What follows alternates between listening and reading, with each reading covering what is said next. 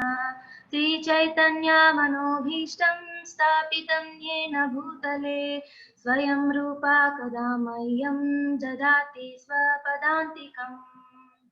नमो विष्णुपदाय कृष्णपृष्ठाय भूतले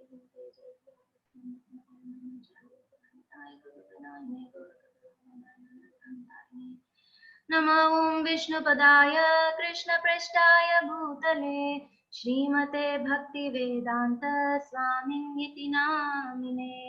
नमस्ते सरस्वती देवे गौरवाणी प्रचारिणे निर्विशेष शून्यवादी पाश्चात्य देशतारिणे। जय श्री कृष्ण चैतन्य प्रभु नित्यानंद श्री अद्वैता गदाधर श्रीवासादि गौर भक्त वृंद। हरे कृष्णा कृष्णा कृष्णा हरे हरे हरे राम राम राम हरे हरे।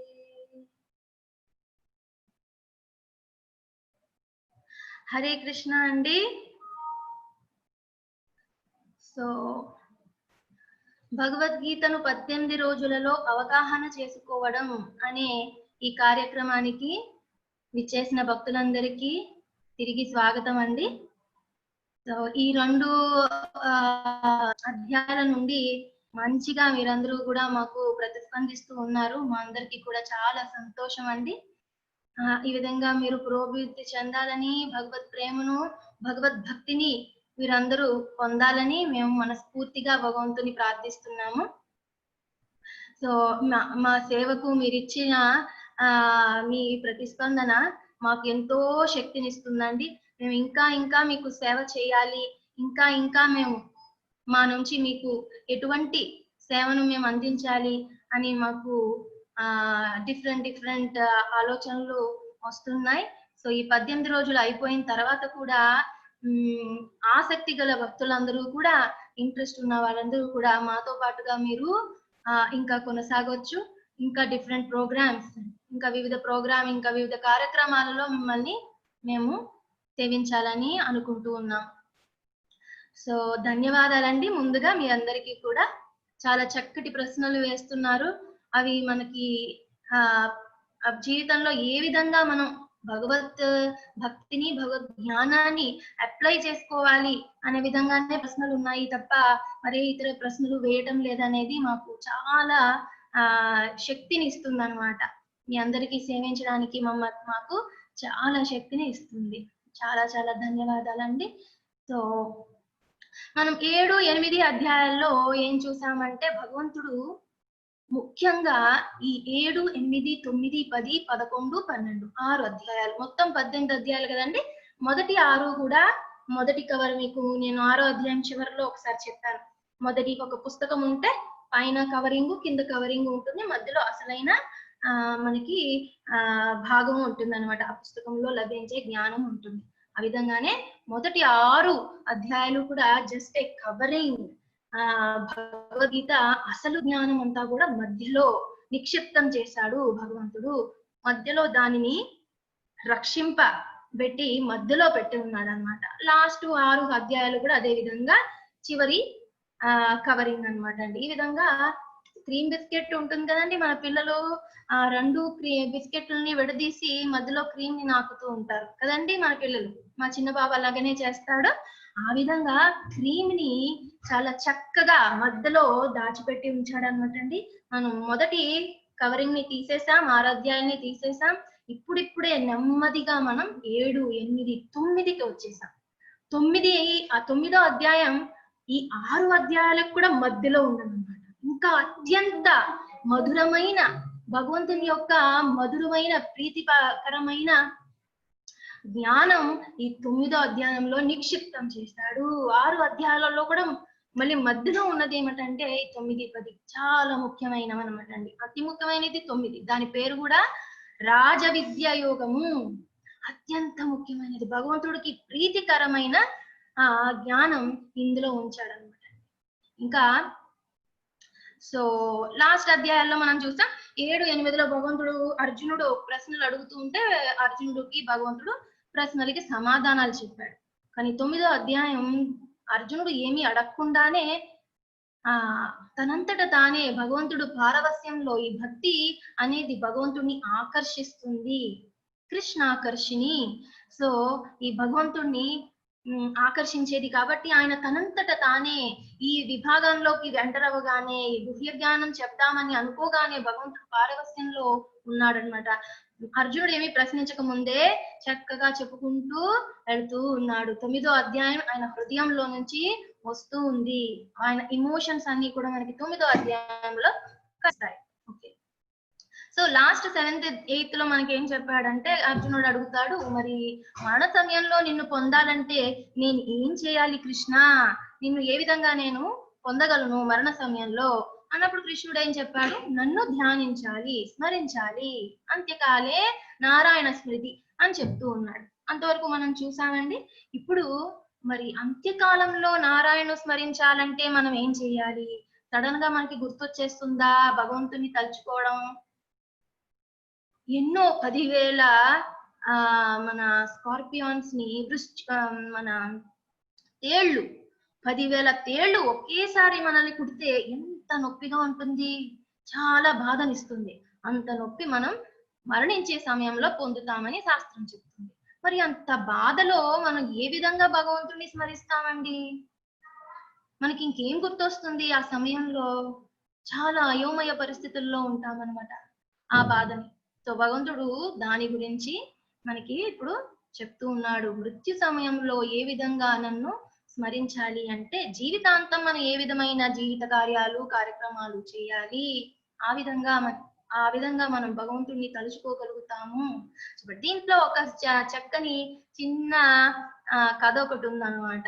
ఇలానే ఒక పెద్ద ఆయన మృత్యువాతన పడుతున్నాడు, చనిపోబోతున్నాడు, పడుకుని ఉన్నాడు. అరే ఈ ముసలాయన జీవిత కాలంలో ఒక్కసారి కూడా భగవత్ స్మరణ చేయలేదు, కనీసం ఈ సమయంలో అయినా ఆయన భగవంతుడిని తలుచుకుంటే కాస్త ఉత్తమ గతి ఏదైనా దొరుకుతుంది అని పెద్దవాళ్ళందరూ కలిసి నారాయణ నారాయణ అని చెప్తూ ఉన్నారట. ఆయన నారాయణ నారాయణ చెప్తూ ఉన్నా కూడా కళ్ళు చెవులకు వినిపించట్లేదు, నోరు పెగలటం లేదు, కప వాత పిత్తాలన్నీ కూడా మూసుకుని పోతాయన్నమాట, నవరంధ్రాలన్నీ కూడా. సో ఏమీ అర్థం కావట్లేదు ఆయనకి. సరే ఈ విధంగా కాదు, మనం ఈ నార ఉంటుంది కదా, నార మన గోను సంచులు ఇవన్నీ కూడా చేస్తాము, ఆ నారను చూపించినా కూడా అట్లీస్ట్ నారాయణ అనే 4 అక్షరాల్లో మొదటి 2 అక్షరాలు పలికినా కూడా సగం పుణ్యమైన దొరుకుతుంది, సగమైన అతను ఉత్తమ స్థితికి పొందుతాడు అని ఆ పెద్దవాళ్ళందరూ కలిసి ఒక నారను చూపించారట. సరే నార అంటాడేమో అని. ఆయన ఏమన్నాడండి, పీచు అన్నాడట దాన్ని చూసి, అని ఠక్ అని చనిపోయాడట. ఈ విధంగా మనం ఎన్ని ప్రయాసలు చేసినా ఏదో లాస్ట్ లో చూసుకుందాంలే, ఇప్పుడంతా కూడా మనం యవ్వనంగా ఉన్నాము, చక్కగా ఇవన్నీ కూడా మనం ఎంజాయ్ చేయాల్సిన టైము, ఇప్పుడు ఈ భగవద్ జ్ఞానము ఇదంతా కూడా ఎందుకు అని చాలా మంది అనుకుంటాం, కానీ ఆ చివరి క్షణాల్లో మనం ఏమీ చేయలేమన్నమాట. జీవితకాలము మన స్మృతులు ఏ విధంగా ఉన్నాయో మనసు మనకి అవే ఆ రికార్డ్ ని రీప్లే చేస్తుంది అనమాట. మన సినిమా అయిపోయాక రీప్లే చేసి మళ్ళీ మళ్ళీ చూస్తాం కదా, ఆ విధంగా జీవితాంతం మనం ఏ కార్యకలాపాలు చేశామో అదే మళ్ళీ మనకి రీల్ వేసి చూపిస్తుంది అనమాట. మనసు ఎప్పుడు దాని స్వభావం అటువంటిది.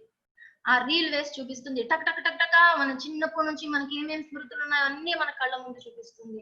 అందులో మనం ఏ రజో తమో గుణాల్లో ఉంటే కనుక అవే మనకి కనబడతాయి. సో ఇది షార్ట్ కట్ మెథడ్ లేదనమాట అండి. సో దీని పేరు పరమ గుహ్య జ్ఞానము, utmost confidential knowledge, utmost secret knowledge అనమాట. భగవంతుడు మనకి ఇందులో వస్తూ ఉన్నాడు. రాజవిద్య రాజగుహ్య యోగం కింద దీన్ని చెప్పుకుంటున్నారు. నెక్స్ట్ స్లైడ్ ప్రభు. సో మొదటి శ్లోకం కృష్ణుడే చెప్తున్నాడు. శ్రీ భగవాను వాచ ఇదంతు తే గుహ్యతమం ప్రవక్ష్యామి అనసూయవే జ్ఞానం విజ్ఞాన సహితం యజ్ఞత్వా మోక్ష్యసే శుభాత్. ఇందులో మనం గుర్తు పెట్టుకోవాల్సింది మొదటి శ్లోకంలో ఈ గుహ్యతరమైన జ్ఞానం అనసూయవే, నువ్వు అసూయ లేని వాడవు, నీకు ఎటువంటి ఈర్ష్య లేదు ఓ అర్జున, అందుచేతనే నీకు నేను ఈ జ్ఞానాన్ని చెబుతున్నాను. అంటే ఈ జ్ఞానం అసూయ కలిగిన వాళ్ళు అర్థం చేసుకోలేరు అని భగవంతుడు మనకి చెప్తూ ఉన్నాడు అనమాట. సో అనసూయవే, జ్ఞానం విజ్ఞాన సహితం. ఈ జ్ఞానం వినడమే కాదు, మనం దాన్ని మన జీవితంలో దాన్ని ప్రాక్టీస్ అభ్యాసం చేయగలిగిన రియలైజేషన్స్ తో మనం ముందుకు వెళ్ళొచ్చు అనమాట. సాక్షాత్కారాల్ని పొందుతూ మనం ముందుకు వెళ్లే జ్ఞానం ఇది. ఏదో విన్నాము, ఏదో సైన్స్ సోషల్ చదివాము, అది దేనికి ఉపయోగపడుతుందో మనకు తెలియదు. ఏదో లీనియర్ ఈక్వేషన్స్ అంటారు, మరి ఫోరియర్ ట్రాన్స్ఫార్మ్స్ అంటారు, జెడ్ ట్రాన్స్ఫార్మ్స్ అంటారు మ్యాథమెటిక్స్ లో. అవన్నీ దేనికి ఉపయోగపడతాయో మనకు తెలియదు, నేర్చుకుంటూ ఉంటాం ఇంజనీరింగ్ లో ఏమండి. కానీ ఇది అటువంటిది కాదు. జ్ఞానం విజ్ఞాన సహితం యజ్ఞత్వ మోక్షసే శుభాత్. శుభాలను కలిగించేది, నీకు మోక్షాన్ని కలిగించే జ్ఞానం నేను నీకు చెప్తున్నాను. ఎందుకు చెప్తున్నానో చాలా ఇంపార్టెంట్, మీకు ఇప్పుడు క్వశ్చన్ ఆన్సర్స్ లో కూడా వస్తుంది. చక్కగా ఇది గుర్తు పెట్టుకోండి. అనసూయవే, you are not envious of me. నా మీద నీకు ఎటువంటి ఈర్ష్య లేదు ఓ అర్జున. నేను చెప్పింది చక్కగా నువ్వు వింటున్నావు, నేను నీ మిత్రుడను, నువ్వు నా మిత్రుడవు, అందుకు నేను చెప్తున్నాను అంటున్నాడు. సెకండ్ శ్లోక ప్రభు. రాజవిద్య రాజగుహ్యం పవిత్రం ఇదముత్తమం ప్రత్యక్షావగమం ధర్మ్యం సుసుఖం కర్తుమవ్యయం. ఇది ఎటువంటి విద్య ముందుగానే చెప్తున్నాడు భగవంతుడు. రాజ విద్య, విద్యలలో కల్లా ఇది రాజు వంటిది. దీన్ని మించిన రాజు ఉత్తమమైన జ్ఞానం ఇంకొకటి లేదు. రాజగుహ్యం, అంతేకాకుండా ఇది చాలా సీక్రెట్ నాలెడ్జ్.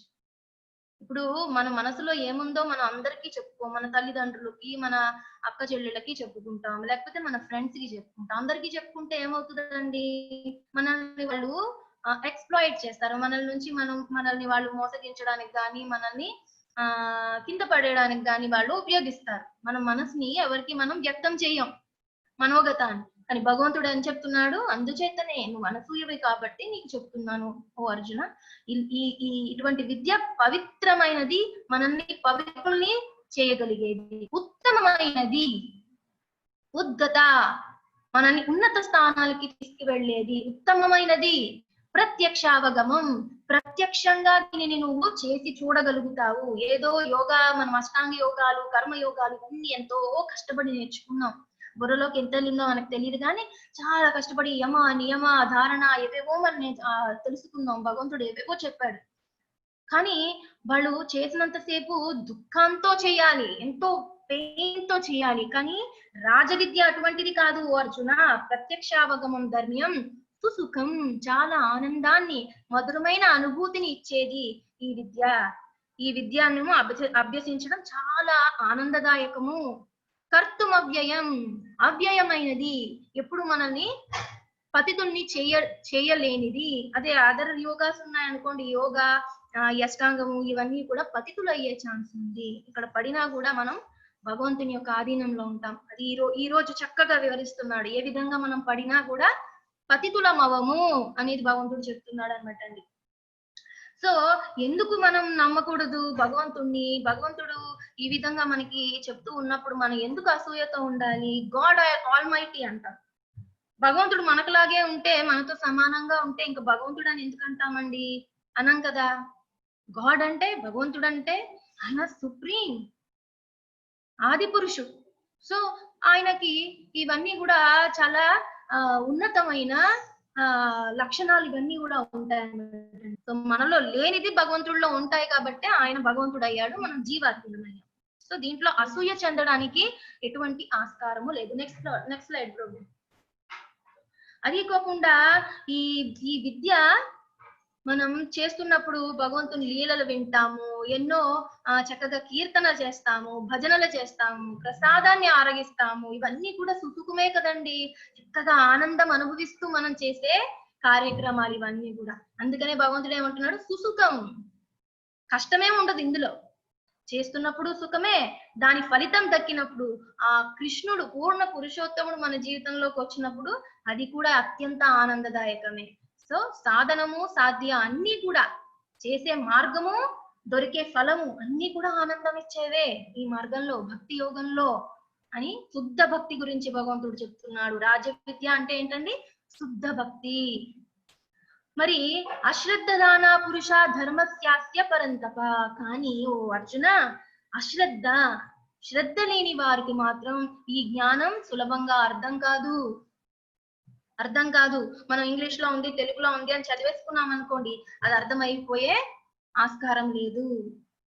అందుకే మీకు చెప్పాను, భక్తి అనేది మీరు పూర్వ క్లాసుల్లో వినుంటే కనుక, భక్తి అనేది ఏ పుస్తకంలో కానీ వేదాల్లో కానీ మీకు దొరకదు.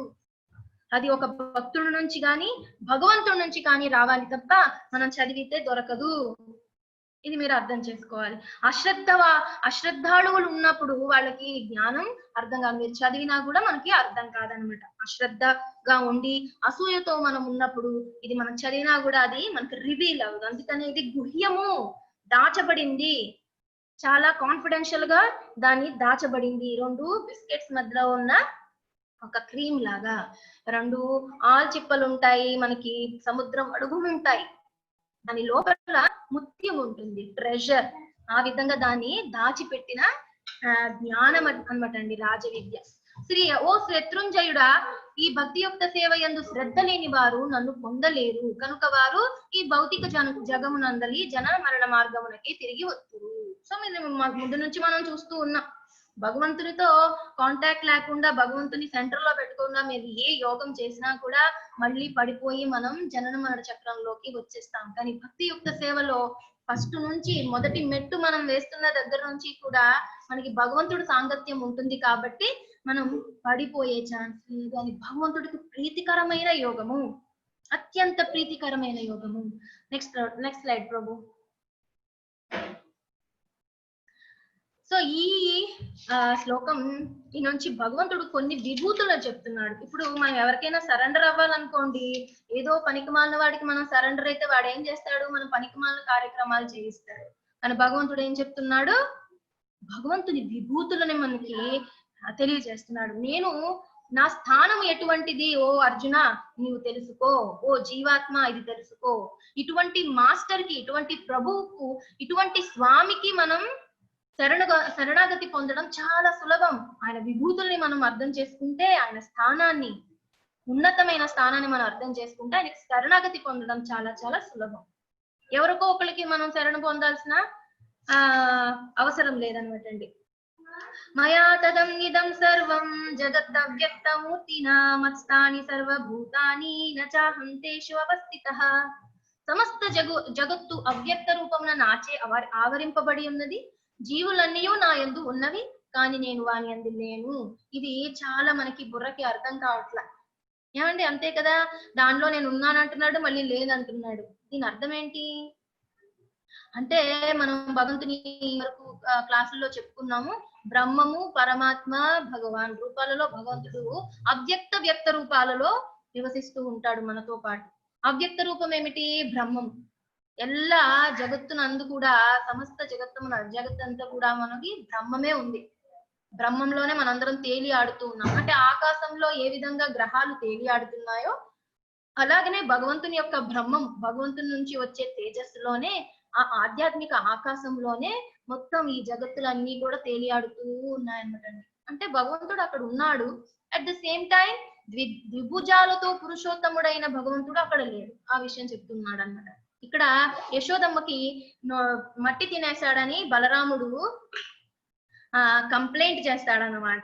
ఓ యశోదమ్మ చూడు, తమ్ముడు మట్టి తినేశాడు, చిన్ని కృష్ణుడు మట్టి తింటున్నాడు అని చెప్తే, యశోదమ్మ నోట్లో నేను ఇంత అందమైన ప్రీతికరమైన నీకు పలహారాలన్నీ చేసి పెడుతున్నానే, పాలుతోటి వెన్నతోటి, ఎందుకు కృష్ణ నువ్వు మట్టి తింటున్నావు అని యశోదమ్మ నోట్లో మట్టి ఉందా లేదా అని చూస్తూ ఉందన్నమాట. అప్పుడు భగవంతుడు ఏం చేశాడు, సకల భువన భాండాలన్నీ తన నోట్లోనే చూపించాడు.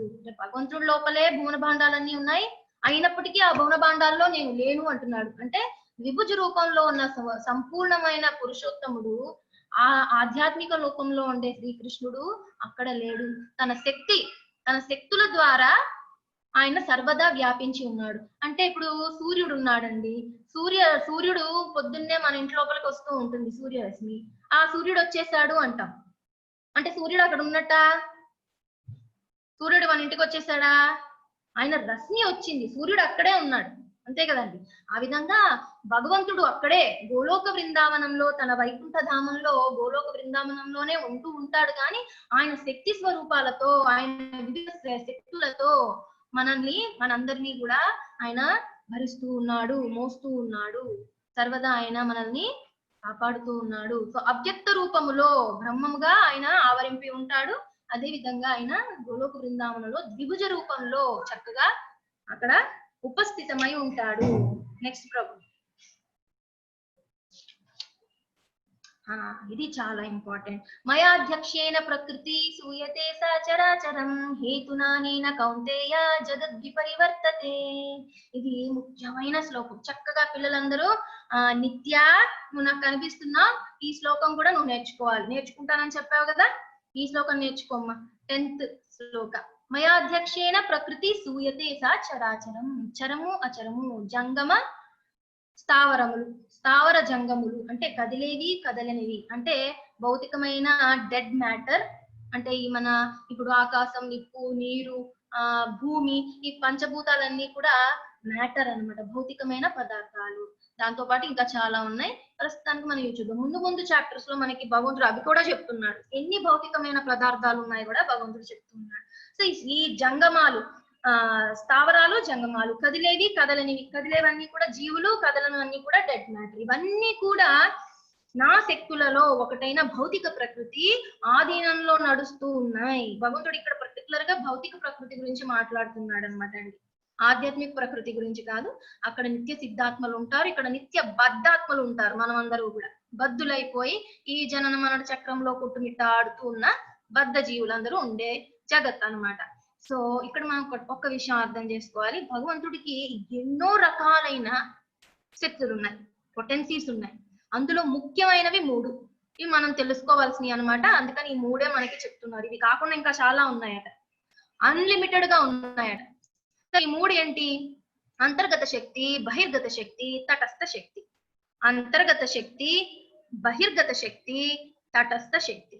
అంతర్గత శక్తి గురించి ఇక్కడ మాట్లాడటం లేదు భగవంతుడు, అది ఆధ్యాత్మిక లోకంలో ఉండే శక్తి. ఏమండి?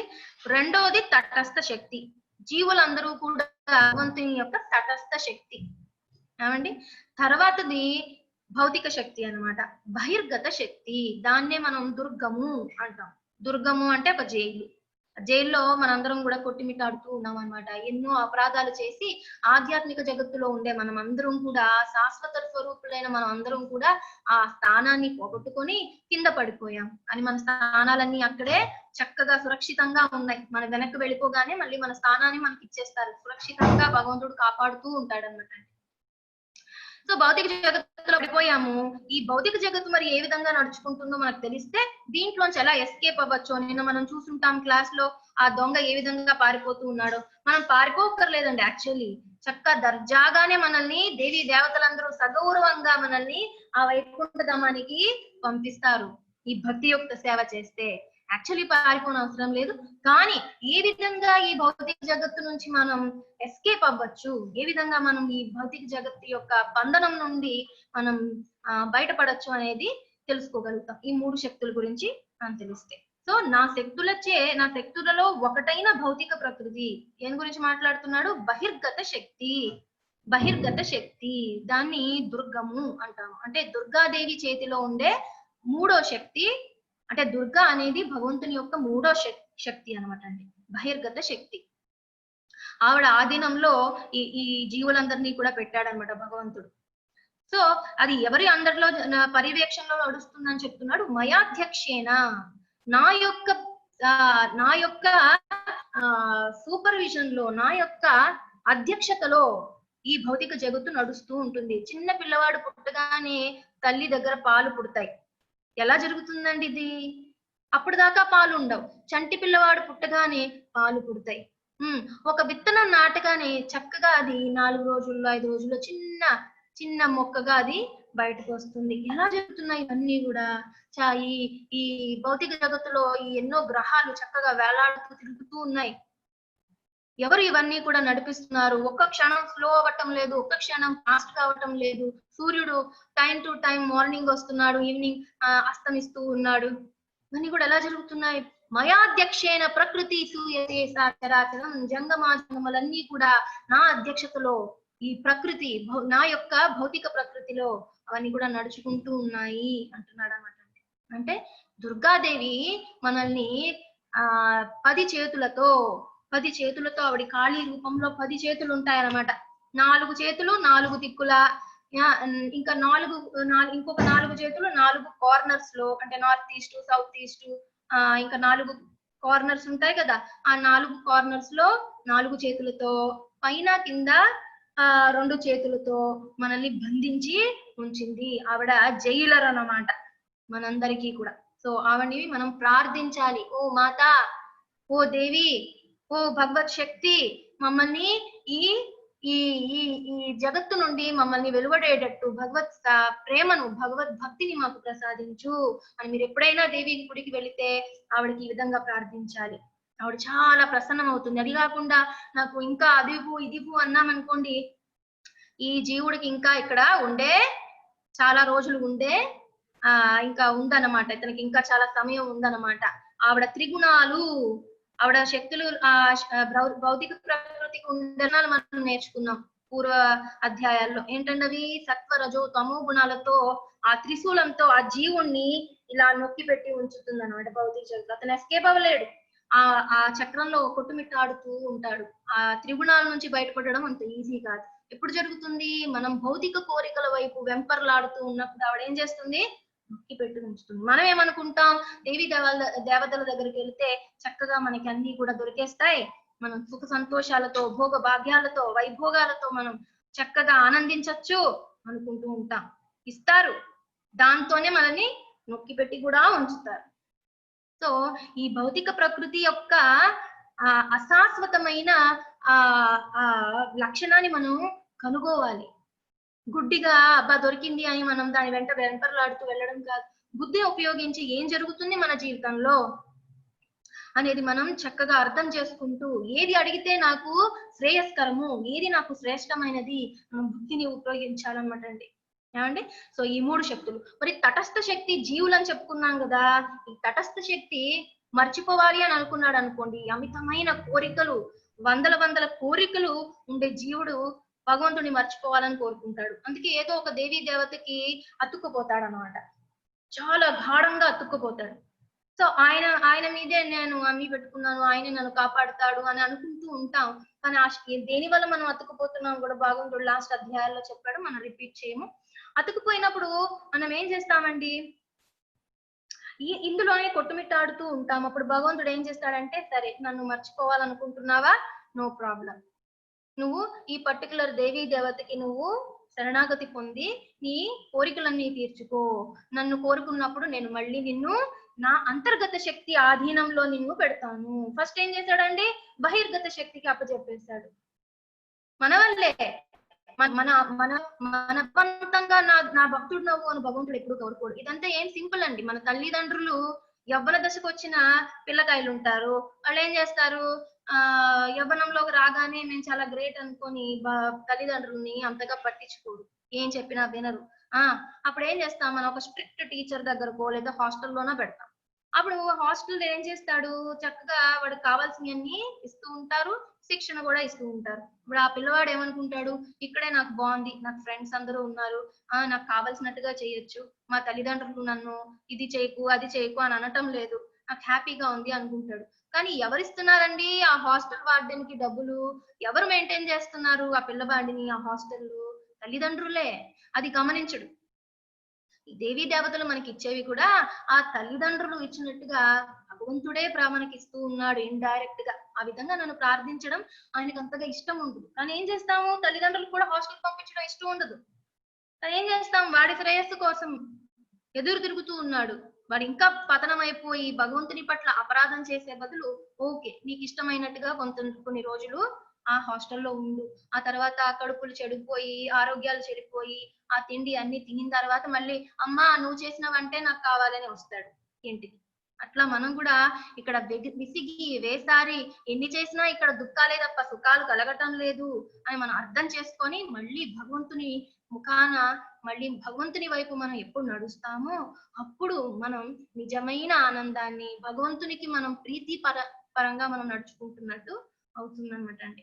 అర్థమైంది కదా.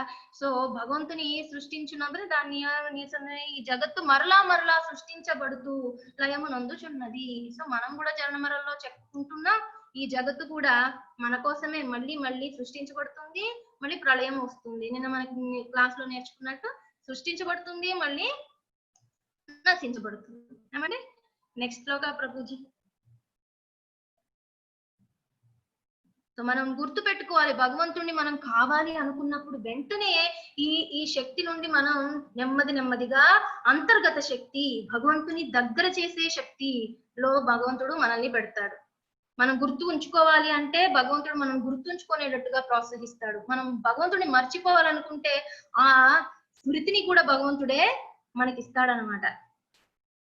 మత్త స్మృతి జ్ఞానం అపోహనం చ, నా నుండే స్మృతి జ్ఞానము అపోహనము. అపోహనం అంటే మర్చిపోవడం. మర్చిపోవడం కూడా భగవంతుడి నుంచే వస్తుంది అంటున్నాడు. నేను నన్ను మర్చిపోవాలా, సరే మర్చిపోండి అని మనం భౌతిక ప్రకృతి ఆధీనంలో ఉంటూ ఉంటాం.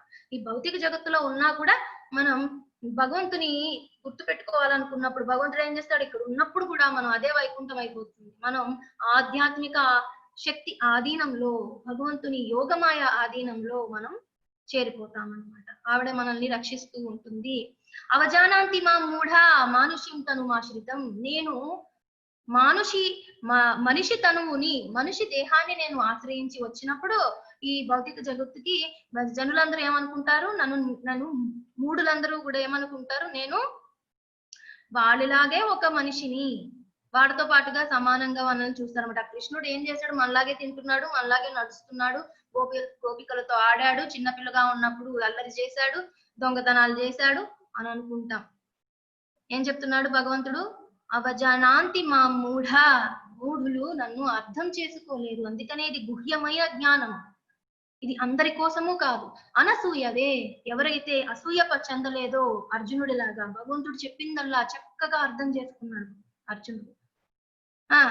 సో మానుషిన్ తనుమాశ్రితం, మనిషిగా నేను కిందకి వచ్చినప్పుడు పరంభావం అజానంతో నా పరమమైన భావనను, నా పరమమైన స్థానాన్ని వాళ్ళు అర్థం చేసుకోలేదు. ఏమే స్థానం, మమ భూత మహేశ్వరం, నేను అన్ని సమస్త భూతాలకు, నేను అంటే భౌతిక జగత్తు, ఆధ్యాత్మిక జగత్తు, వీటన్నిటికీ కూడా లివింగ్ జీవాత్మలన్నిటికీ కూడా నేను మహేశ్వరుడను అనే నా స్థానాన్ని వాళ్ళు గుర్తించలేరు.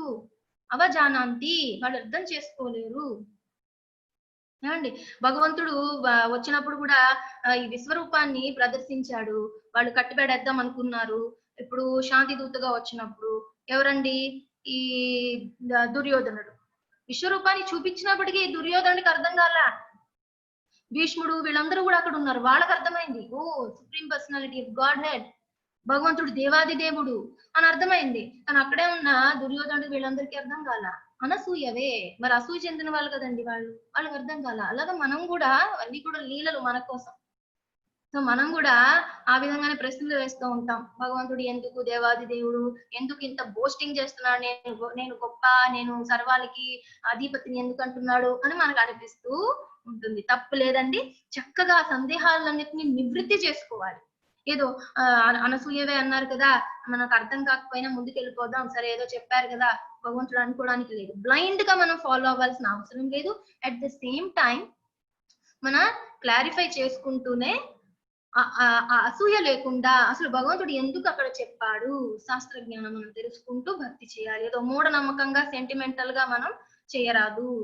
అండి నెక్స్ట్ ప్రభు.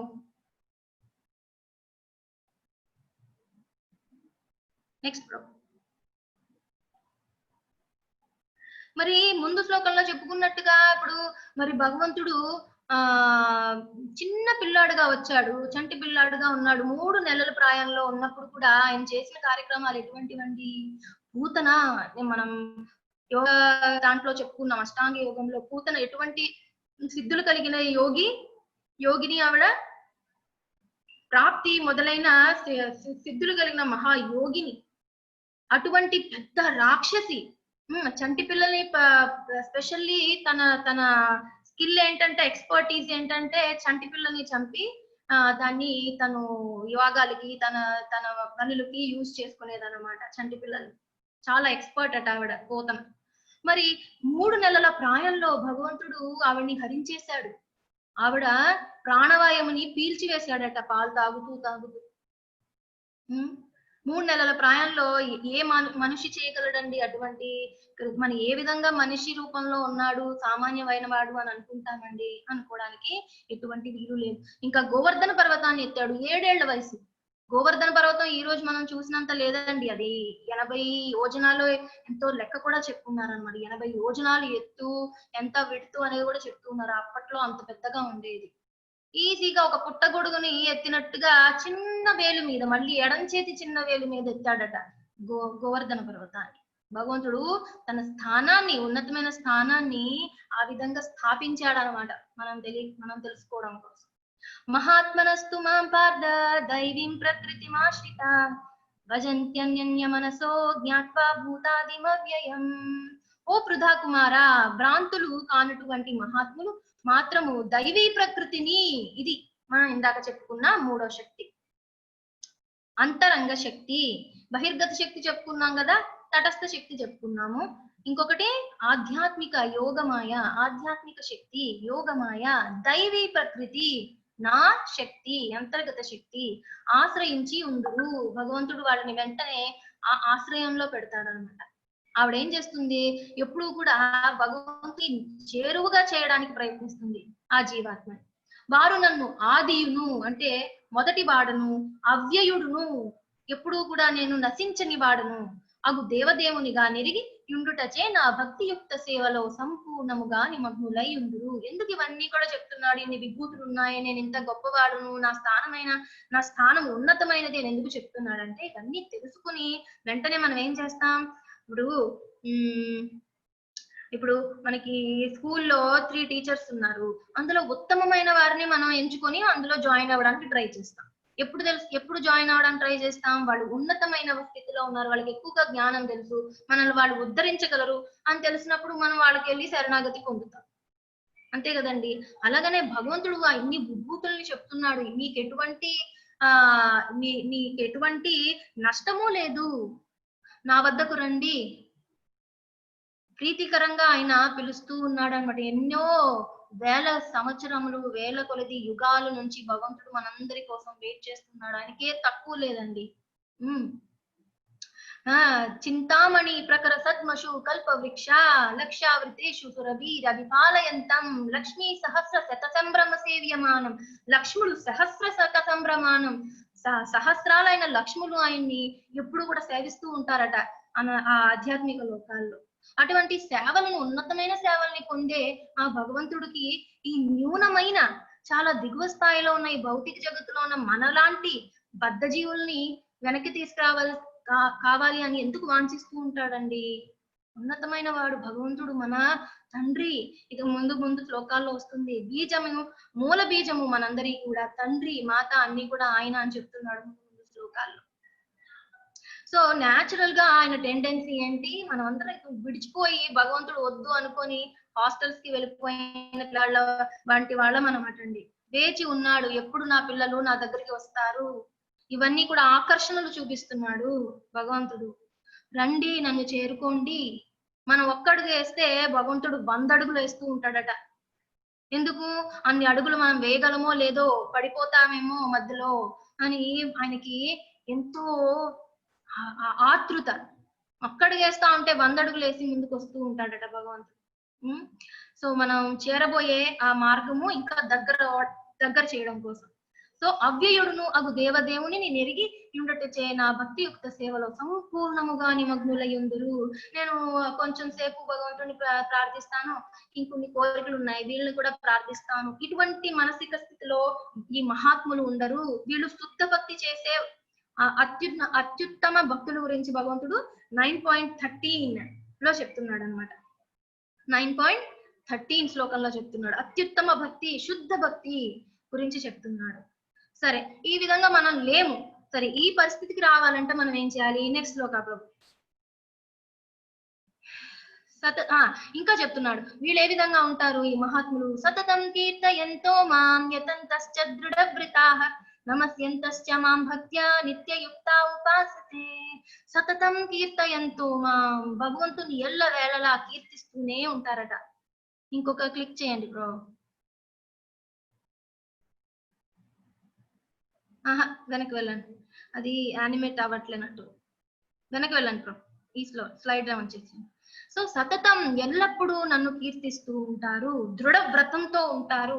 ఎప్పుడు నేను భగవంతుని చేరుకుంటాను, ఎప్పుడు ఈ రోజా రేపా ఈవినింగా, ఎప్పుడు నేను భగవంతుని ఎంతో ఆతృత, భగవంతునికి ఎంతైతే ఆతృత ఉందో దానికి రెట్టింపుగా వీళ్ళు కూడా ఆ ఆతృతతో భగవంతుని అర్థిస్తూ ఉంటారన్నమాట, కీర్తిస్తూ ఉంటారు. ఎప్పుడు నేను భగవంతుని చేరుకుంటాను, అటువంటి మానసిక స్థితిలో వీళ్ళందరూ కూడా ఉంటారు. ధ్రువుడు వీళ్ళందరూ కూడా అనమాట అండి. ఇట్స్ ఓకే ప్రభు, ప్లే ఇట్స్ ఓకే. నమస్యంతశ్చ ఎప్పుడు నాకు ప్రణామాలు అర్పిస్తూ ఉంటారు. నిత్యయుక్త ఉపాసనే ఎప్పుడు కూడా నన్ను ఉపాసిస్తూ ఉంటారు అని చెప్పి భగవంతుడు చెప్తున్నాడు. ఇది శుద్ధ భక్తుల యొక్క లక్షణాలు. నెక్స్ట్ ఏమేం చేస్తారు, శ్రవణం, కీర్తనం, విష్ణు స్మరణం, పాద సేవనం, ఇలా నవవిధ భక్తిని వాళ్ళు చేస్తూ ఉంటారు. నెక్స్ట్ స్లైడ్ లో ఎవరు నన్ను ఉపాసించరు వాళ్ళకి ఇది ఇంకొకటి ఉండిపోయింది ప్రభు మధ్యలో. నెక్స్ట్ స్లైడ్ ఇదేనా? ఓకే. గతిర్భర్త ప్రభు సాక్షి నివాస.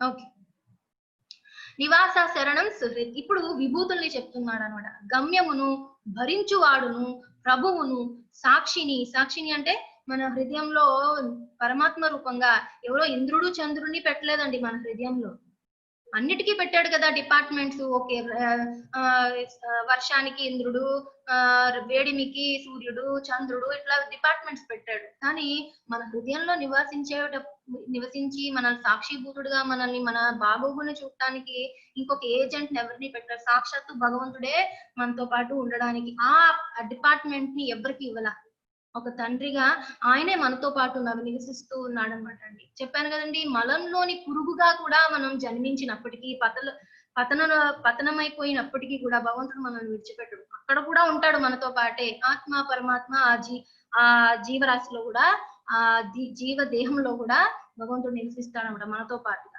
ఎవరు? అనంత కోటి బ్రహ్మాండ నాయకుడు. గమ్యమును, భరించువాడును, ప్రభువును, సాక్షిని, నివాసమును. మనం ఈ ప్రపంచంలో బ్రతుకుతూ ఉన్నామంటే ఆ బ్రహ్మము వల్లనే, ఆ ఆధ్యాత్మికతలో ఉన్న భగవంతుని తేజస్సులో ఉండడం వల్లనే మన ఈ జగత్తు అంతా కూడా చాలా ఆటోమేటిక్ గా జరుగుతున్నట్టుగా మనకు అనిపిస్తుంది. యాక్చువల్లీ నడిపించేది ఆయన సంకల్పం. ఆశ్రయమును, సన్నిహిత స్నేహితుడను నేనే. నేను సృష్టిని, ప్రళయమును, సర్వమునకు స్థానమును, నిధానమును, అవ్యయ బీజమును అయి ఉన్నాను. అవ్యయ బీజమును, ఇన్ఫాలిబుల్ సీడ్. అంటే మనం అందరం కూడా ఆ బీజం నుంచి ఉత్పన్నమైన జీవాత్మలు అన్నమాట అండి, భగవంతుని యొక్క అంశలము మనందరం కూడా. ఇంకా ఓ అర్జున, వేడి నొసగు వాడను, వర్షమును నిరోధించుట మరియు కురిపించుట చేయువాడును నేనే. ఇంద్రుడు అని మనకు అనిపిస్తూ ఉంటుంది, కానీ అది జరిపించేది భగవంతుడినే, నేనే. అమృతత్వమును మరియు మృత్యువును, స్వర్గలోకంలో అమృతత్వము, అమృతమైన లేదా శాశ్వతమైన అమృతత్వం, ఇంకా మళ్ళీ మరణము జననము లేని అమృతమైన జీవితాన్ని నేనే. మృత్యువును కూడా నేనే. ఈ రోజు భక్తి వినోద్ ఠాకూర్ల వారి తిరోభావ దినోత్సవం అండి.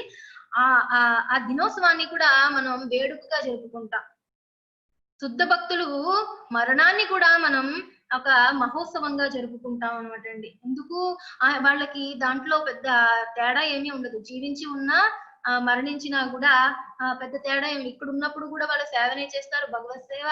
మరణించి ఆధ్యాత్మిక లోకాల్లో కూడా వాళ్ళు అదే సేవన చేస్తారు, పెద్ద తేడా ఏమి ఉండదు అనమాట. సో వాళ్ళకి మరణం కూడా ఒక సెలబ్రేషన్. సో వాళ్ళని మనం అందరినీ కాల్చి వేసినట్టుగా భౌతిక దేహాన్ని కాల్చము, ఎందుకంటే అదంతా కూడా ఆధ్యాత్మికమైపోయింది. దాన్ని చక్కగా సమాధి చేసి మనం నిక్షిప్తం చేస్తాం. అది చాలా పవిత్రమైనది. వాళ్ళ శరీరాలన్నీ కూడా ఆధ్యాత్మికమైపోయినాయి కదండి.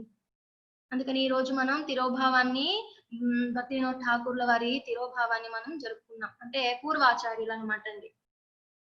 తర్వాత మరియు కురిపించుట చేయవాడు నేనే. అమృతమును, మృత్యువును కూడా నేనే. సత్ అసత్తులు రెండు నాయందే ఉన్నవి. సత్ అసత్ అంటే అశాశ్వతము, శాశ్వతము అనే రెండు విషయాలు కూడా నా నుండే వస్తున్నాయి. భౌతిక ప్రకృతి అశాశ్వతమైనదే అని, అది భగవంతుని యొక్క సృష్టి నుండి వచ్చినదే. నెక్స్ట్ స్లైడ్ ప్రభు.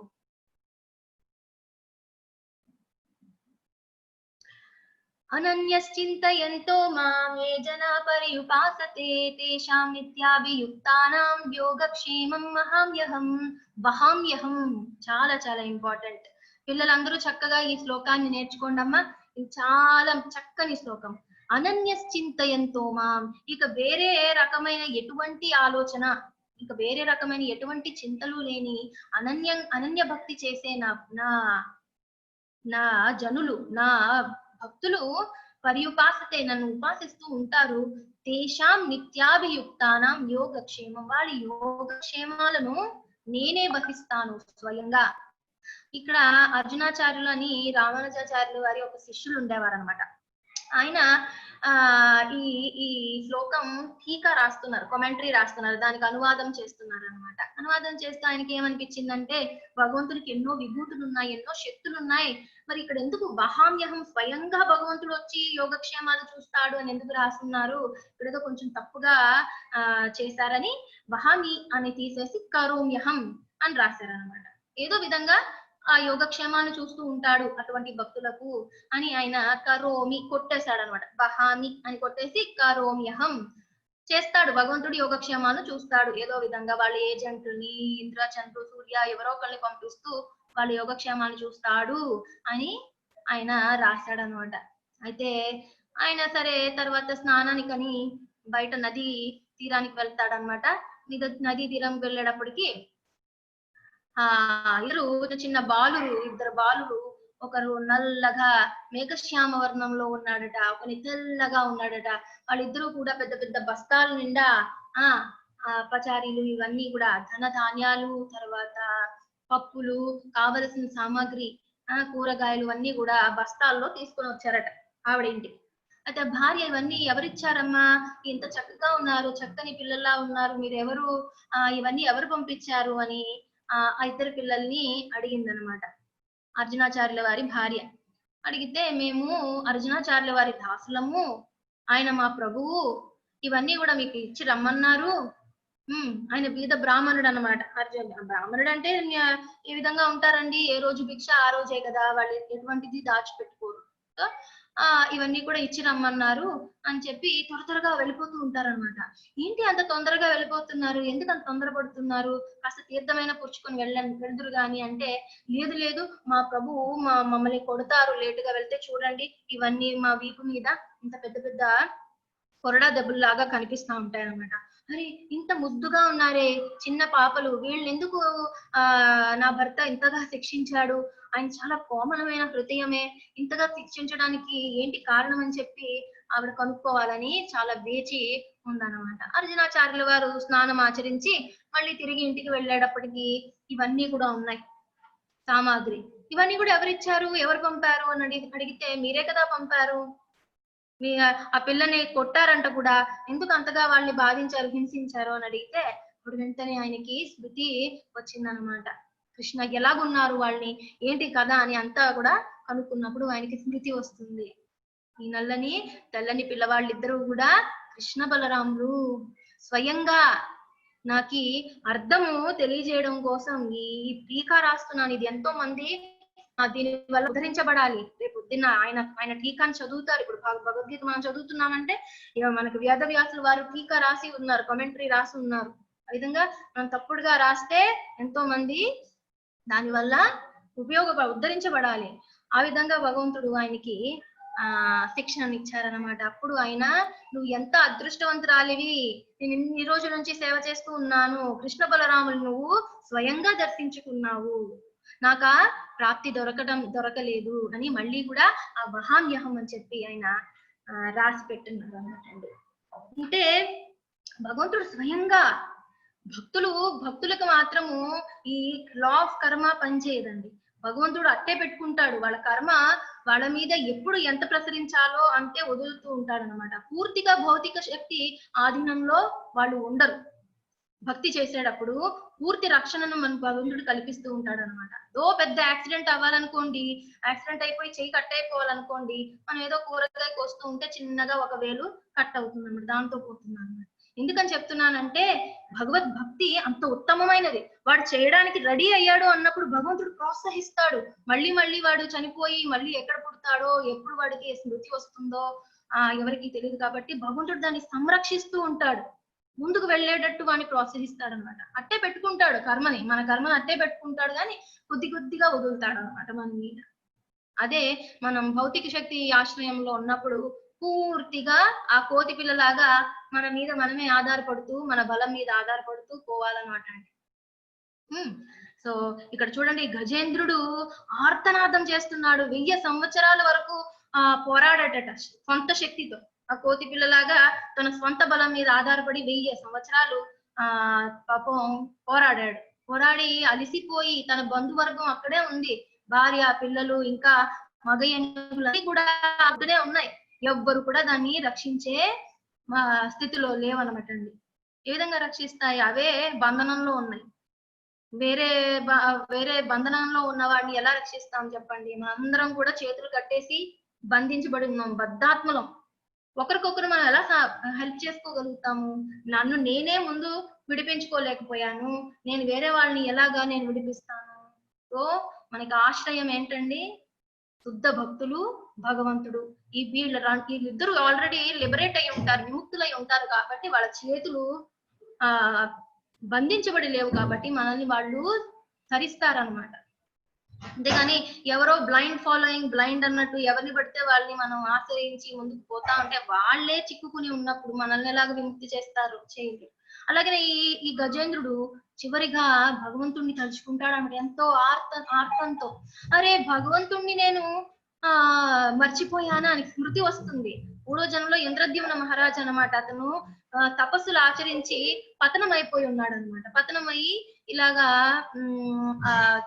గజేంద్రుడిగా, మీ అందరికీ స్టోరీ తెలుసు, గజేంద్రుడిగా పుట్టాడు. కానీ ఆయనకు పూర్ణ స్మృతి గోవేన్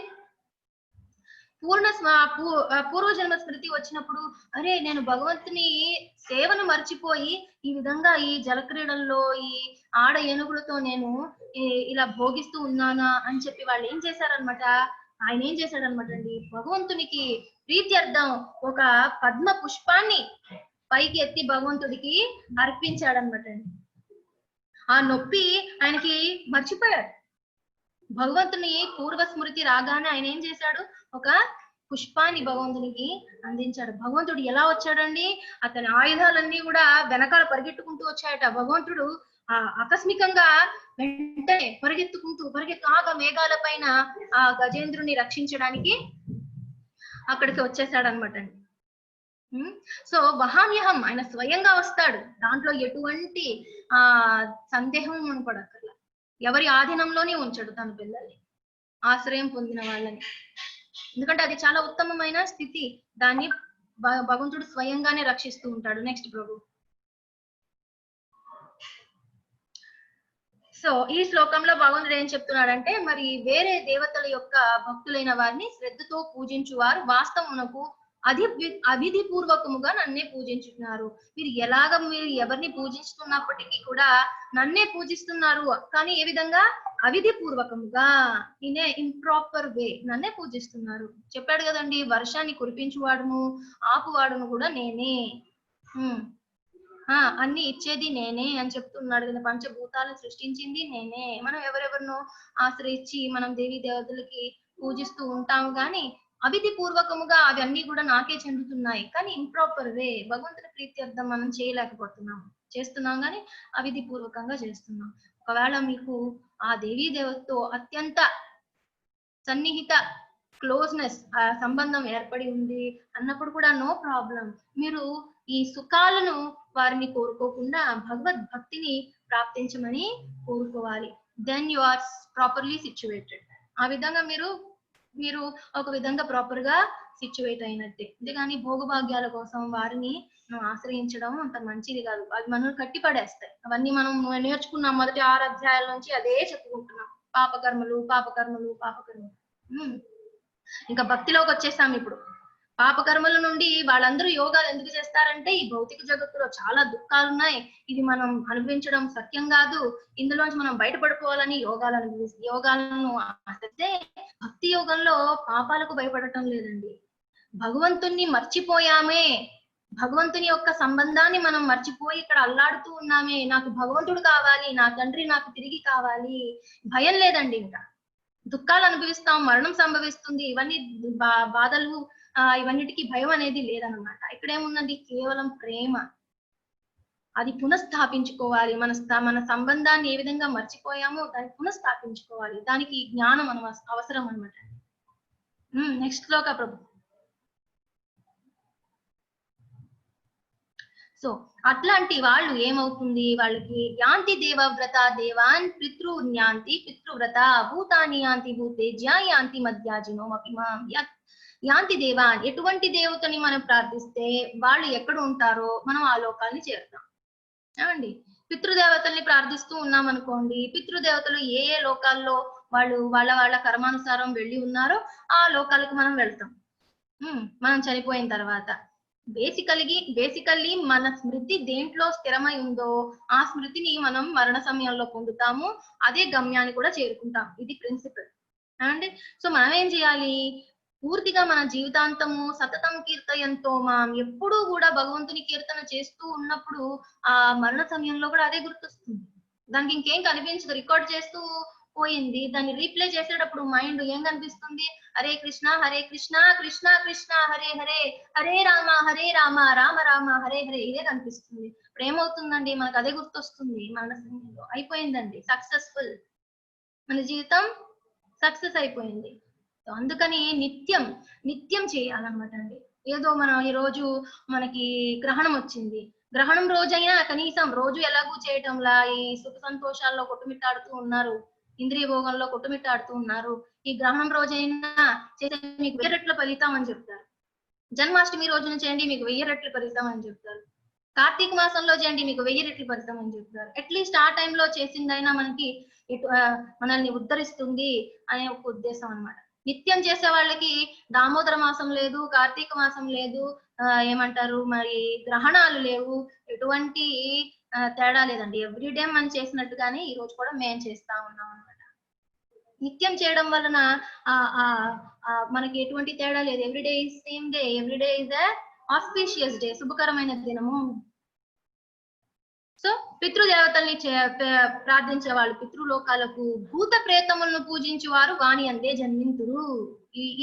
ఈ బ్లాక్ ఆర్ట్స్ కూడా చేసే వాళ్ళు ఉంటారు, వాళ్ళు అటువంటి లోకాలకు వెళుతూ ఉంటారు. సో వాణి అందే జన్మింతురు, కానీ నన్ను పూజించువారు నాతోనే నివసింతురు. భగవంతుడు ఏమంటున్నాడు, ఏదో వైకుంఠ లోకాలకు వెళతారు అనటం లేదు. నన్ను పూజించువారు నాతోనే నివసింతురు. మీరు కృష్ణ లీలలు చూసినప్పుడు ఆయనకు ఉండేది ప్రేమ మాధురి.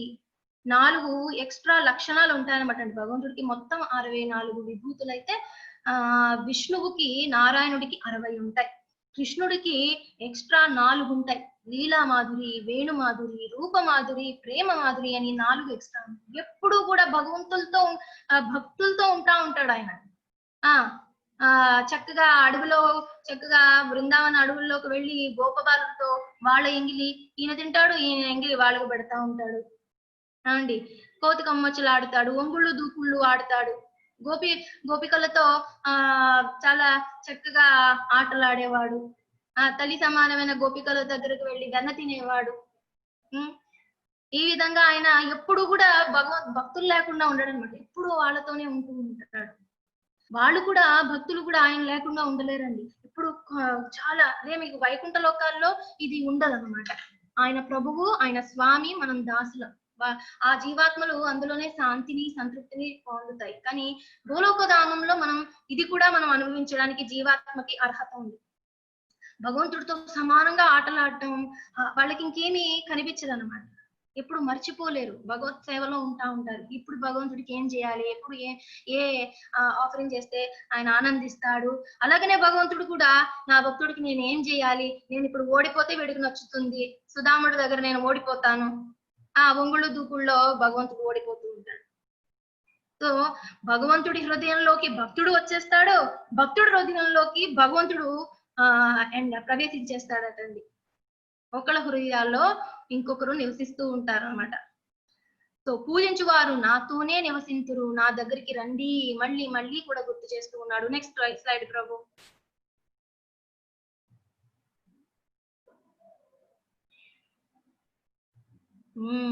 ఈ శ్లోకం కూడా అత్యంత ఇంపార్టెంట్ శ్లోకం ప్రభు.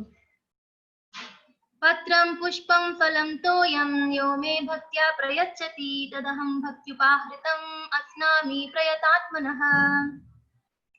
భగవంతుడు ఏం చెప్తున్నాడంటే పత్రము, పుష్పము, ఫలము, తోయము, చిన్న చిన్న విషయాలు చెప్తున్నాడు. నాకు మీ ధనధాన్యాలు వద్దు, మీ సౌందర్యం వద్దు, మీ బలము నాకొద్దు, మీ కీర్తి కూడా నాకొద్దు, మీ ప్రతిష్ట నాకొద్దు. పత్రము, పుష్పము, ఫలము, తోయము, అట్లీస్ట్ ప్లూరల్ ని కూడా వాడట్లా. పత్రాలని, పుష్పాలని, ఫలాలని అని కూడా చెప్పటంలా. ఒక్క తులసి పత్రము, ఒక్క పుష్పము, ఒక్క ఫలము, తోయము, పత్రాణి అనటం లేదు, పత్రము అంటున్నాడు. పత్రాణి అనేది ఎక్కువ పత్రాలు. పత్రము భక్త్యా, ఇది చాలా ఇంపార్టెంట్. భక్త్యా ప్రయచ్చతి, ప్రీతిపూర్వకంగా నాకు మీరు అర్పిస్తే నేను దాన్ని స్వీకరిస్తాను. అనంతకోటి బ్రహ్మాండ నాయకుణ్ణే, కానీ నాకు అది కావాలి. భగవంతుడు ఈ శ్లోకంలో మాత్రం మనందరం కూడా గమనించాలండి. ఈ శ్లోకంలో మాత్రం తన మనోభావాలను, తన ఇమోషన్స్ ని భగవంతుడు ఇక్కడ వ్యక్తపరుస్తున్నాడు. మిగతావన్నీ కూడా మన పాయింట్ ఆఫ్ వ్యూ లో, మన పర్స్పెక్టివ్ లో భగవంతుడు మాట్లాడుతున్నాడు. ఈ విధంగా చేస్తే మీకు పాపాల నుంచి మీరు విముక్తులవుతారు, ఈ నిష్కామ కర్మను చేయండి, ఈ విధంగా చేస్తే మీకు ముక్తి లభిస్తుంది, మీరు సంతోషంగా జీవిస్తారు అంటున్నాడు. కానీ ఇక్కడ భగవంతుడు తన మనోభావాలని మనకి వ్యక్తం చేస్తున్నాడు. అందుకనే ఇది గుహ్యమైన జ్ఞానము. భగవంతుని యొక్క మనోభావాన్ని మనకి వ్యక్తం పరిచాడు అనమాట అండి ఈ శ్లోకంలో. పత్రాన్ని, పుష్పాన్ని, ఫలాన్ని గాని, తోయాన్ని గాని భక్త్యా ప్రయచ్చతి, ప్రీతి పూర్వకంగా అర్పిస్తే తదహం భక్త్యుపాహృతం అస్నామి ప్రయతాత్మనః. పత్రమునైనను, పుష్పమునైనను, ఫలమునైనను లేదా జలమునైనను ప్రేమతోను భక్తితోను ఎవరేని అర్పించినచో నేను స్వీకరింతును. I will not deride. అయితే పెట్టాడులే, ఒక వాటర్ పెట్టాడులే అని అనుకోడు భగవంతుడు. చాలా రెస్పెక్ట్ ఇస్తాడు దానికి. ప్రీతి, ప్రేమ స్వరూపుడు శ్రీకృష్ణ భగవానుడు. సో ఇక్కడ మనం పక్కన చూస్తున్నాం భక్తిరసామృతంలో ఈ బ్రాహ్మణుడు గురించి ఒక వృత్తాంతం ఉందన్నమాట. ఈ బ్రాహ్మణుడు మన దక్షిణ భారతానికి చెందిన వాడేనమాట అండి. అయితే ఈయన చాలా బీద కుటుంబానికి చెందినవాడు. ఆయన కూడా భగవంతుని మీద అనన్యమైన ఆకర్షణ, ఆసక్తి, భక్తి ఉన్నవాడు అనమాట. అయితే ఆయనకి ఎన్నో రకాలైన సేవలు చేయాలని మనసులో ఎన్నో కోరికలు. అయితే అతని దగ్గర ఏమీ లేదు కాబట్టి ఒక సాధువు దగ్గర వింటాడనమాట. భగవంతునికి మీరు ఏమీ లేకపోయినా కూడా మానసికంగా మనము అర్పించవచ్చు. మానసికంగా మనకి ఏమి ఇవ్వాలనుకుంటున్నామో అది మనం మానసికంగా అర్పించవచ్చు అని చెప్పి వింటాడు. విని ఆయన ఏం చేస్తాడంటే మనసులోనే భగవంతునికి వెండి బిందెలు, తర్వాత బంగారు బిందెలతో వివిధ నదుల నుండి, పవిత్ర నదుల నుండి, మొత్తం బ్రహ్మాండంలో ఉన్న పవిత్ర నదుల నుంచి తీసుకుని వచ్చి అభిషేకిస్తాడు. తర్వాత వస్త్రాలను భగవంతుడికి అలంకరిస్తాడు, పుష్పాలతో భగవంతుడిని అలంకరిస్తాడు, భోగాలు తన స్వయంగా వండి దాంట్లో చక్క దట్టంగా నెయ్యిని వేసి భగవంతుడికి ప్రీతికరంగా, భగవంతుడికి పాలు, పెరుగు ఇష్టం కదండి, వెన్న, అవన్నీ వేసి చక్కగా వండి వాళ్ళకి భగవంతుడికి అర్పిస్తూ ఉంటాడు అనమాట ఎవ్రీడే. సో ఇలా ఎన్నో సంవత్సరాలు ఆయన చేసి ఒకరోజు ఈ విధంగానే ఆయన భోగాన్ని చేస్తున్నాడు అనమాట. భగవంతుడికి నైవేద్యాన్ని వండుతున్నాడు. ఆ రోజు పాలతో చేసే పాయసాన్ని, మనం క్షీరాన్నం అంటాం కదండి, ఆ పాయసాన్ని వండుతూ దాన్ని సిద్ధం చేశాడు. సిద్ధం చేసిన తర్వాత భగవంతుడికి అర్పిద్దాము అనుకున్నప్పుడు అతనికి అనిపించింది, అరే ఇప్పుడిప్పుడే వండాను కదా, ఇప్పుడే భగవంతుడికి పెడితే అది నోరు కాలుతుందేమో చిన్ని కృష్ణుడికి అనే ఒక ఆలోచన వచ్చిందనమాట. సరే ఒకసారి చూద్దాం ఎలాగుందో అని తన వేలుని ఆ క్షీరాన్నంలో, ఆ పాల పాయసంలో వేలు పెట్టాడట. అక్కడ పాలు లేవు, పాత్రలు లేవు, స్టవ్ లేదు, అగ్ని లేదు, క్షీరము లేదు, ఏమీ లేవండి. మానసికంగా చేసే ఈ ధ్యానంలో అతనికి నిజంగా వేలుని కాలిందట. ఇది భక్తిరసామృతంలో దీన్ని రికార్డ్ చేసి ఉందన్నమాట. ఈ వృత్తాంతం మనం చదవచ్చు. సో ఆ వేలు కాలిపోయింది దానికి.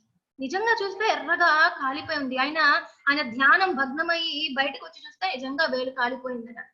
ఇది భగవంతుడు బృహన్నారదే పురాణంలో ఏం చెప్పబడి ఉందంటే, ఈ వృత్తాంతం అంతా భగవంతుడు ఆస్వాదిస్తూ ఉన్నాడట.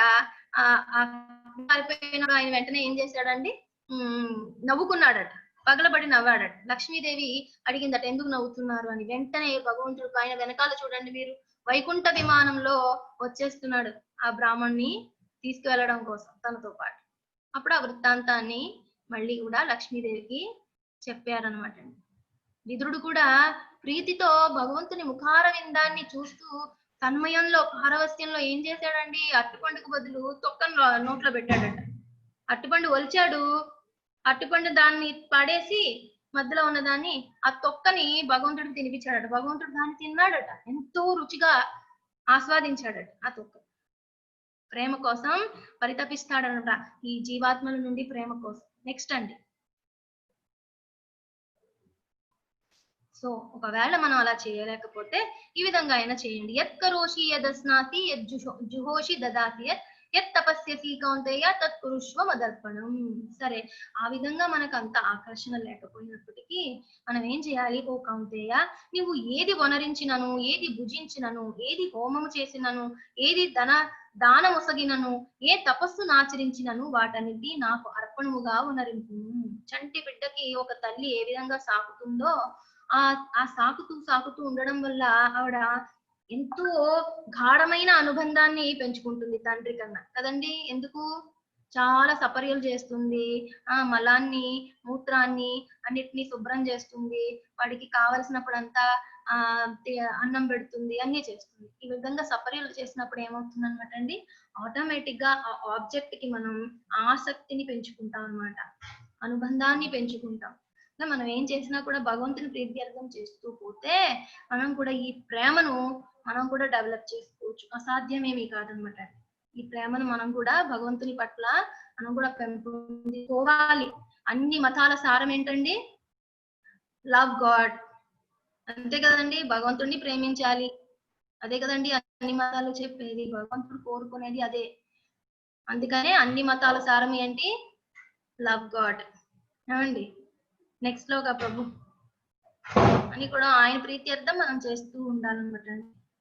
సో నేను ఎవరిని ద్వేషింపను, ఎవరి ఎడా పక్షపాతము కలిగి ఉండను, నేను సర్వుల ఎడా సముగా వర్తింతును, భక్తితో నాకు సేవ నొసగిడి వాడు నాకు మిత్రుడై నాయందుండును, మరియు నేను అతనికి మిత్రుడై ఉండును. మనం ఇప్పటి వరకు చెప్పుకున్నాము, అందరికీ వీడు నా భక్తుడు కాదని చెప్పి భగవంతుడు వాడికి సూర్యుడు రానియకుండా, లేకపోతే వాడికి ఏమి దొరకకుండా, వాడికి గాలి వెలుతురు లేకుండా చేయటం లేదు కదండి. అందరి సమంగా చూస్తున్నాడు. వాడు ఎంత ద్వేషించినా, కృష్ణుణ్ణి భగవంతుడిని ద్వేషిస్తూ ఉన్నా కూడా వాడికి ఎటువంటి లోపాలను భగవంతుడు కలిగించడు, అందరినీ సమంగా చూస్తాడు. కానీ పక్షి పిచ్చుక పిల్లలు ఉంటాయి, పిచ్చుక పిల్లల్ని పెట్టినప్పుడు గూట్లో అవన్నీ కూడా అరుస్తూ ఉంటాయి.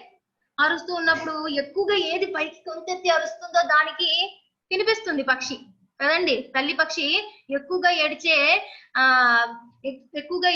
పిల్లకే ఎక్కువగా తినిపిస్తుంది కదండి, సొంతగా రక్షణ చేస్తుంది. అలాగా కృష్ణ నన్ను నీ దరి చేర్చుకో అని హరే కృష్ణ అని మనం ఆత్రంగా జపం చేస్తూ ఉన్నప్పుడు, ఆయన నామాన్ని పిలుస్తూ ఉన్నప్పుడు మనల్ని స్వయంగా తన హస్తాలతో మనల్ని రక్షిస్తూ ఉంటాడు. స్వయంగా ఒక స్పెషల్ అటెన్షన్ ఉంటుంది అన్నమాట భక్తుల మీద, అందరినీ సమంగానే చూస్తూ ఉంటాడు. అందరూ కూడా ఆ విధంగా అరవచ్చు, అంతే కదండి. పక్షి పిల్లలన్నీ కూడా సమంగానే అరవచ్చు. అరిచేది మన చేతిలో ఉందన్నమాట. ఎంత ఆత్రంగా మనం పిలుస్తాము, వాళ్ళని త్వరగా ఆ తల్లి ఆ బిడ్డని అటెండ్ చేస్తుంది. ఏదో కార్యక్రమం చేసుకుంటూ ఉంటుంది వంటగదిలో, పిల్లవాడు ఏడవనంతసేపు వాడిని చూస్తూ పట్టించుకుంటాడు, ఆడుకుంటున్నాడులే అని. ఏడవడం మొదలు పెట్టినప్పుడు వాడికి ఏమైందో, వాడికి ఆకలేస్తుందేమో అని పరిగెట్టుకుంటూ వెళ్ళి అటెండ్ అవుతుంది. ఆ విధంగానే మనం ఆత్రంగా అరిచినప్పుడు భగవంతుడు మనల్ని స్పెషల్ కేర్ తీసుకుంటాడు భక్తులకి. నెక్స్ట్ ప్రభు, మిక్కిలి హేయమైన కార్యము నొనరించినప్పటికీ మనుషుడు భక్తియుక్త సేవలో నియుక్తుడై ఉన్నచో తన సంకల్పమున స్థిర నిశ్చయుడై ఉన్నందున అతన్ని సాధువుగానే పరిగణింపవలెను. ఎప్పుడైనా మనం ఇలా భక్తి చేస్తున్నప్పటికీ కూడా చిన్న చిన్న తప్పులు దొరలవచ్చు. ఇప్పుడు సపోజ్ మనం మద్యపానం స్వీకరించే జీవాత్మ అనుకోండి, ఆయన పాపం ఏదో విధంగా సాధువుల సాంగత్యంలో ఉండి భక్తిని ప్రాక్టీస్ చేస్తూ ఉన్నాడు. మధ్యలో మళ్ళీ ఏమైనా ఆయనకి ఆ పూర్వ వాసన వల్ల పతనమయ్యే ఛాన్స్ ఉంది. ఎప్పుడైనా ఆ ఫోర్స్ ఆఫ్ సెన్సెస్ వల్ల ఎప్పుడైనా అతను తాగేశాడు అనుకోండి, దాని వల్ల మనం అతన్ని అరే వీడు పతితుడు అయిపోయాడు, మొన్నటి వరకు కృష్ణుడు జపం చేశాడు, ఇప్పుడు మళ్ళీ తాగుతున్నాడు చూడు అని మనం అనుకోకూడదు. భగవంతుడు చెప్తున్నాడు చూడండి. మిక్కిలి హేమైన కార్యము నొలరించినప్పటికీ, అంటే తక్కువ దిగువ స్థాయి కార్యక్రమం ఏదో అబామినబుల్ యాక్షన్ అతను చేసినప్పటికీ కూడా మనుజుడు భక్తియుక్తి సేవలో నియుక్తుడై ఉన్నచో తన సంకల్పమున స్థిర నిశ్చయుడై ఉన్నందున, అంటే భగవంతుడిని నేను పొందాలి అనే స్థిర నిశ్చయంలో ఉన్నాడు, అతను దృఢ నిశ్చయంతో ఉన్నాడు. సేవలో భక్తియుక్త సేవలో నియుక్తుడై ఉన్నచో, అంటే భక్తియుక్త సేవ చేస్తూ కూడా అతను పతనమయ్యే కార్యక్రమం చేసినా అతన్ని సాధువుగానే పరిగణింపవలను. ఎందుకంటే ఇది డెలిబరేట్ యాక్షన్ గురించి భగవంతుడు చెప్పడంలా, యాక్సిడెంటల్ గా ఎప్పుడైనా పతనమైనా అతను మళ్ళీ కూడా రీఇన్స్టేట్ అయిపోతాడు, మళ్ళీ కూడా సరైన మార్గానికి వచ్చేస్తాడు. ఎందుకంటే భగవంతుడు పర్యవేక్షణ ఎప్పుడు ఉంటుంది. ఏదో ఒక విధంగా ఇప్పుడు ఈ భరతుడు మహారాజు మనం నిన్న కథ విన్నాం. భరతుడు ఏ విధంగా పాపం ఆ జింక యొక్క ఆసక్తిలో పడి తన మార్గాన్ని మర్చిపోయాడు. స్మృతి ఇచ్చాడు. జింక దేహాన్ని పొందాడు కానీ స్మృతి మర్చిపోలా. జింక జీవితంలో ఉన్నప్పుడు కూడా అది ఎంతమంది జింకలకి సాధ్యం అండి? జింక జన్మలు అన్నిటికీ వచ్చేస్తుందా? భగవంతుడి యొక్క నిర్దేశకత్వంలో ఉంటాడు కాబట్టి భక్తుడు ఏదో ఒక రకంగా మళ్ళీ తీసుకొచ్చేస్తాడు అనమాట మార్గంలో. కానీ డెలిబరేట్ గా మనం హరే కృష్ణ చేస్తున్నాం కదా, ఏం చేసినా పాపాలన్నీ కూడా నాశనం చేసేస్తుంది భగవత్నామం అని డెలిబరేట్ గా యాక్షన్ పాపకర్మాలు చేయకూడదు అనమాట. అది అపరాధం అవుతుంది భగవంతుని పట్ల. నువ్వు కావాలి అంటూనే నేను భోగాన్ని చేస్తాను అని అనడం ఎంత తప్పండి? అంతే కదా. ఇప్పుడు ప్రేయసి ప్రియులు ఉంటారు, ఇప్పుడు మనం చూస్తూ ఉన్నాం కదండి. ఈ విధంగా ఒక వాడి దగ్గర నుంచి ఏదో పొందడానికి కానీ ఆ అమ్మాయి దరిచేరి తర్వాత అవన్నీ పొందిన తర్వాత అక్కర్లేదని వెళ్ళిపోయినట్టుగా అన్నమాట.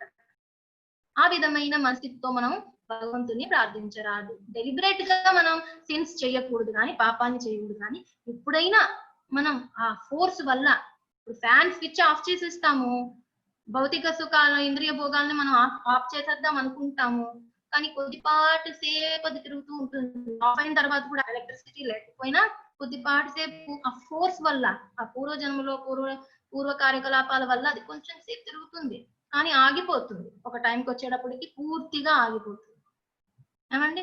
అందుకని భక్తియుక్త సేవలో మనకి సక్సెస్ తథ్యము, ఇందులో ఎటువంటి డౌటు సందేహము లేదనమాట. కొద్దిపాటి సేపు జరగచ్చు, కనిపించచ్చు పైకి, వీడు ఇలాగ ఉన్నాడు భక్తుడు అంటాడు, వీడేదో చేస్తాడు, తగ్గుతాయండి, అన్ని తగ్గుతాయి. సర్వ ఆకర్షణలన్నీ కూడా హయ్యర్ టేస్ట్ పరం దృష్ట్వాని వర్తితే, భగవంతుని యొక్క ఆధీనంలో ఉన్నాం కాబట్టి ఆ హయ్యర్ టేస్ట్ ని, ఉత్తమమైన రుచిని సెన్సెస్ అన్నిటికీ ఇస్తున్నాం, ఇంద్రియాలన్నిటికీ కూడా మనం తినిపిస్తున్నాం. ఇప్పుడు వరకు ఇంద్రియ భోగం, ఈ న్యూనమైన భోగాన్ని ఈ ఇంద్రియాలన్నిటికీ తినిపించాం. కానీ ఇప్పుడు భగవంతుని ఆ ఆధ్యాత్మిక ఆ పదార్థాలని మనం ఇంద్రియాలకు తినిపిస్తూ ఉన్నాం కాబట్టి ప్రశాంతంగా అవన్నీ పాత రుచులన్నీ కూడా మర్చిపోయి ఈ హయ్యర్ టేస్ట్ కి అలవాటు పడిపోయి వాటిని చూస్తే కూడా యమునాచార్యులు ఏమంటున్నారంటే, మైథునాన్ని గురించి నేను ఆలోచిస్తే కూడా ఒకసారి నాకు మనసులో దాని గురించి ఆలోచన వస్తే కూడా ఉమ్మి వేయాలన్నంత అసహ్యం కలుగుతుంది అని చెప్తున్నారు అన్నమాట యమునాచార్యులు. అంటే ఇంద్రియాలన్నీ కూడా వెగటు చెందుతాయి, ఇంకా ఈ ఇంద్రియ భోగాలకి వెగటు చెందుతాయి. హయ్యర్ టేస్ట్, ఒక ఉన్నతమైన రుచిని అవి అలవాటు చేసుకుంటాయి. అంటే నెక్స్ట్ లోక ప్రభు వచ్చేసామండి, చివరికి వచ్చేసాం. క్షిత్రం భవతి ధర్మాత్మ స్వసచ్చ. ఓకే, అతడు శీఘ్రమే ధర్మాత్ముడై శాశ్వతమైన శాంతిని పొందును. ఓ కౌంతేయ, నా భక్తుడు ఎన్నడును నశింపుడని ధైర్యముగా ప్రకటింపును.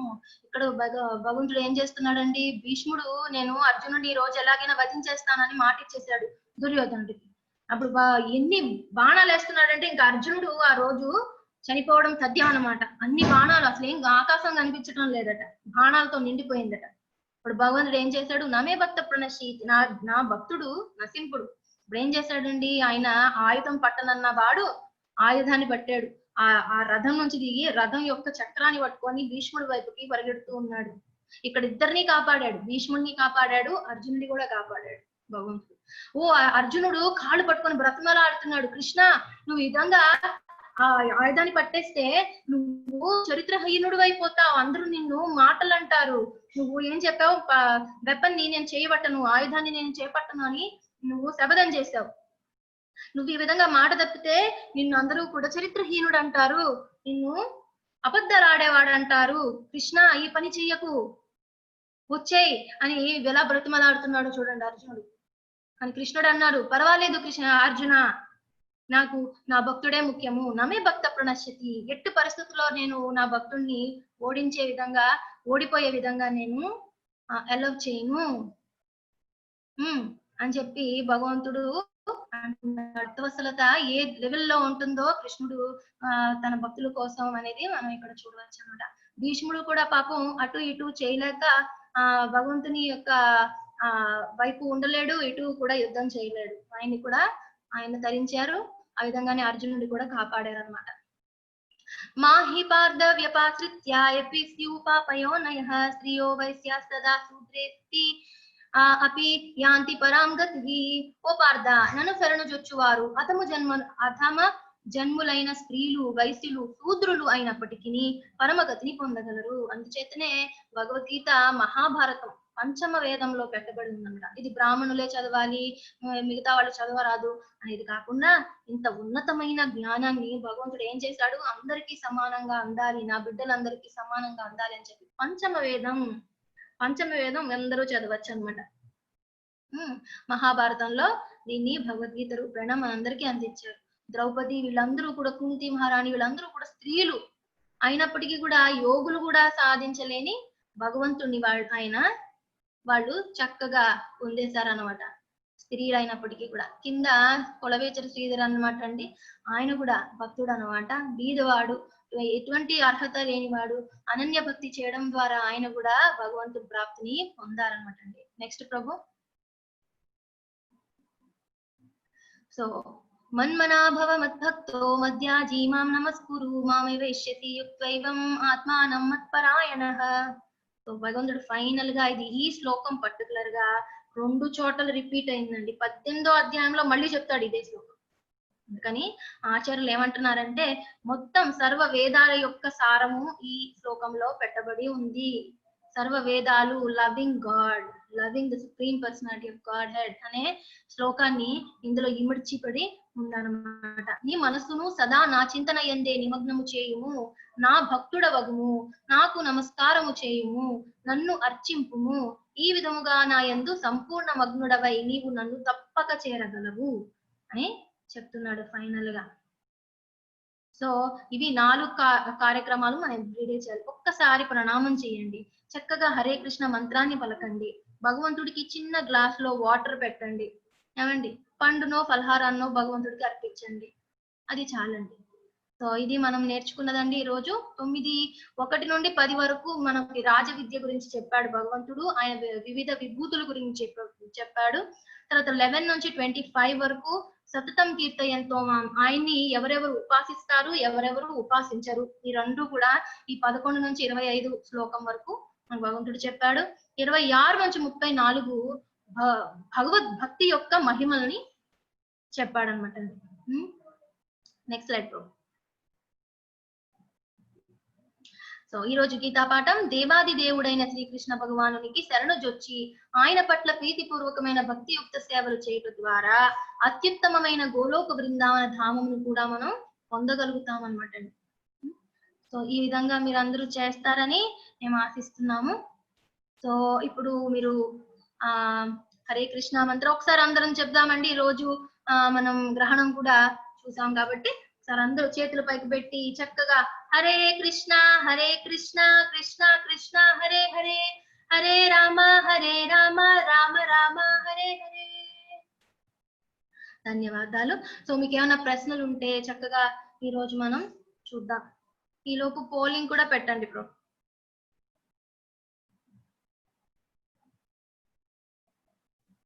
క్వశ్చన్స్ ఉన్న వాళ్ళు హ్యాండ్ రైజ్ చేయండి, ప్యారల్ గా పోల్ కూడా ఆన్సర్ చేయండి.